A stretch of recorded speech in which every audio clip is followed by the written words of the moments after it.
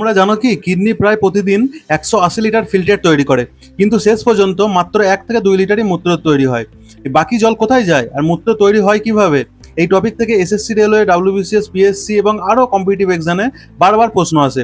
তাই আমরা আগামী 4 থেকে 5 মিনিটে ইউরিন ফরমেশন এবং ইউরিন রিমুভাল এমনভাবে শিখে নেবো যাতে পরীক্ষার হলে একটাও আমাদের এমসিকিউ ভুল না হয়। প্রথমে আমরা জানবো কি না ফরমেশন অফ ইউরিন, মূত্র গঠন কিভাবে হয়। দেখো, মূত্র তৈরি হয় কিডনি এর নেফ্রনে। ঠিক আছে, মূত্র গঠনের প্রধান 3টি ধাপ রয়েছে। প্রথমে কি না আলট্রা ফিল্টারেশন, তারপর আছে কি সিলেক্টিভ রিঅ্যাবসর্পশন, তারপর আছে কি টিউবুলার সিক্রেশন।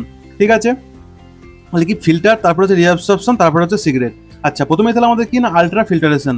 আচ্ছা, আলট্রা ফিল্টারেশন কোথায় হয়? গ্লোমেরুলাসে হয় আমাদের আলট্রা ফিল্টারেশন। ঠিক আছে, তো রেনিয়াল আর্টারিয়ার মাধ্যমে রক্ত গ্লোমেরুলাসে আসে এবং কি উচ্চ রক্তচাপের ফলে জল, ইউরিয়া, গ্লুকোজ এবং লবণ ইত্যাদি বাউম্যান্স ক্যাপসুলে প্রবেশ করে, কিন্তু আরবিসি ও বড় প্রোটিন বের হতে পারে না এর মধ্যে দিয়ে।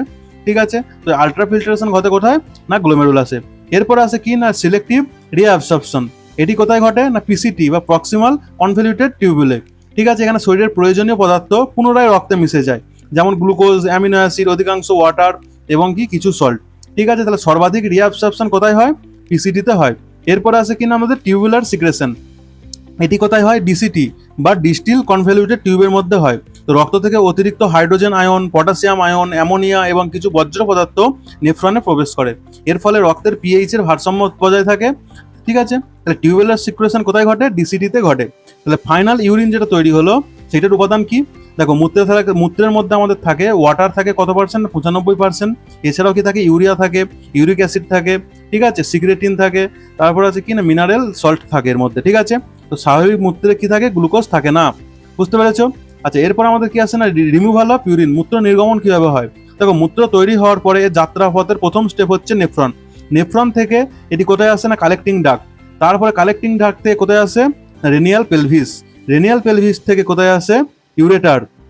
ইউরেটার থেকে কোথায় আসে? ইউরেটারের মাধ্যমে মূত্র আসে ইউরিনারি ব্লাডারে। এইখানে মূত্র সাময়িকভাবে জমা থাকে।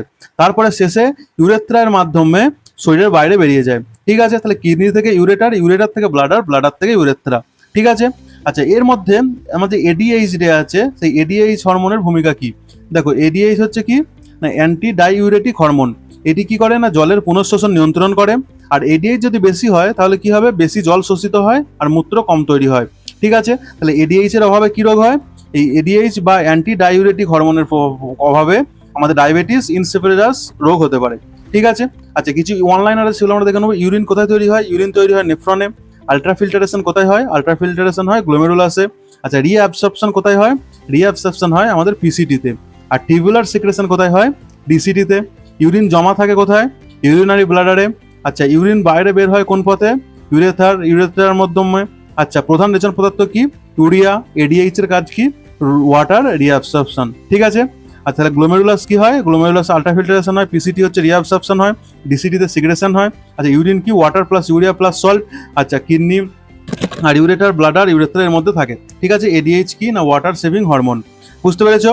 আচ্ছা, গ্লোমেরুলাস ফিল্টার করে, পিসিটি ফিরিয়ে দেয়, ডিসিটি হচ্ছে সিগ্রেশন করে, ব্লাডার জমা রাখে আর ইউরেথ্রা বাইরে বের করে দেয়। এই এক লাইন মুখস্থ থাকলে তোমাদের ইউরিন ফরমেশন এবং রিমুভাল থেকে আসা অধিকাংশ এমসিকিউ সহজে সলভ করতে পারবে।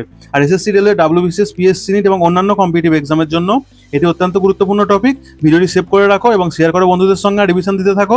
আর চ্যানেলটিকে সাবস্ক্রাইব করো এই ধরনের আরও ভিডিও পাওয়ার জন্য। Thank you.